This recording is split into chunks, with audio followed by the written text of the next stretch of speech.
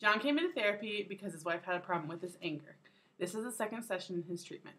Through the 3 sessions, Heather will give examples of 3 different types of questioning. John, it's nice to see you again. What's up?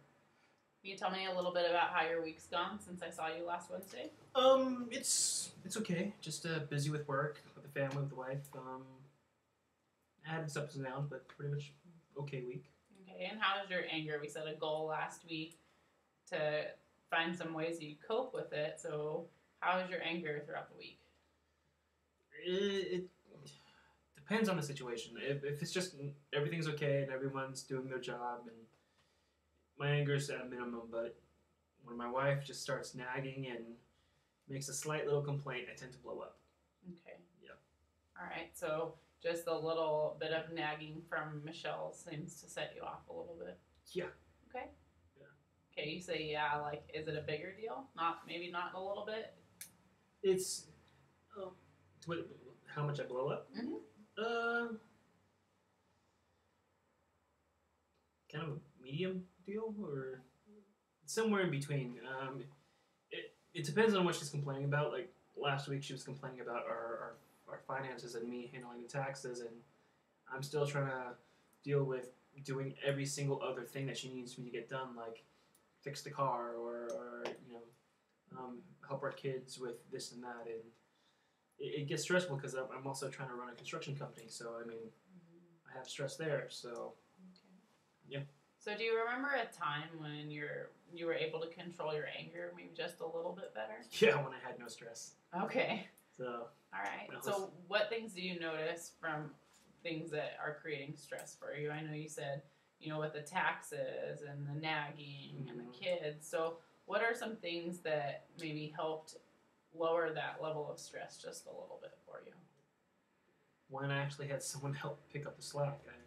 I feel like I got the world on my shoulders, but I mean, my wife Michelle, before when we had our first child and it was just me and her and our child, it was okay. Everything was decent. She pulled her fair share. I pulled my fair share. It was a partnership rather than I feel like she complains and I do everything.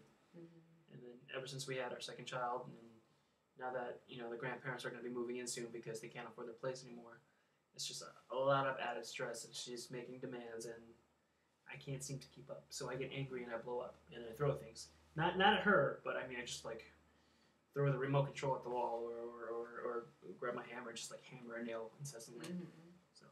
Okay. So it sounds like things were better for you anger-wise when you were able to relieve that stress by having that partnership that you and Michelle had prior to the added people. So, John, if you could rate your anger over the last week on a scale of 1 to 10, okay. 1 being the most angry you remember ever getting, and 10 being you were coping with it and you were able to have that partnership between you and Michelle and you were so 1 being very angry and 10 being not really angry. Exactly. Where would you see yourself over the last week? Between 2 and 8. Okay, can we narrow that down to maybe one number? To one number? Maybe on average. On average. I'd say I was right at around 4. Okay. It was at a 4. You're at a 4. Okay, what does a 4 look like for you? I'm yelling, screaming, in a screaming match with my wife. And she's giving me my dose and it just gets me to go even more and more. I think, a 1 would be actually hitting her, and thank God I haven't gone that far yet. Before it's just in her face, yelling. Okay. So a 4 is pretty upset, yelling. Livid. Yeah. Okay. And so what kinds of things can we brainstorm here? Can you think of that might help you move up that scale? Maybe even just 1 point. So instead of being at a 4, you were at a 5. My wife actually listening to me and actually taking what I'm saying, and I mean, it seems as though she sees I'm angry, and then she'll just come right back with a retort. She's not listening to why I'm stressed. Okay. So it would, if to bring anything to like maybe a 6 or a 7, and just she can just shut up and listen. Okay. So kind of rejoining that partnership that we talked about. Earlier. Oh yeah. Okay. So having it feel more of a companionship and that you're both pulling your own or pulling all the weight maybe together would be Yeah. a little less for you. Okay. Yeah. I mean, when we got married, and for better or for worse, she's not really digging the worst right now. So. Mm-hmm. So where would your wife see you on that scale? A 1. A 1. I know I think she feels I'm a 1 at every single time I blow up. Okay. So. All right. So she sees you at a 1. Yeah, but in no way am I abusing her in any way. I'm not verbally abusing her or putting her down. I'm yelling and saying, "Listen, this is the deal." And I may raise my voice in a very inappropriate volume, but I'm in no way calling her names or putting her down. I just need her to shut up and listen, and we need to figure out something together versus giving me this endless list of things to do. Okay, so she would say your anger right now is at its lowest point. Yeah. Okay. If there was any number below that, yeah, she'd go for that one. Okay. So John, you've explored different ways that you show anger through throwing things. You said you raise your voice, hammering nails endlessly, okay, and like the remote situation. So what would your wife notice? What would be her biggest, like she knows you're angry? What are some things she would notice?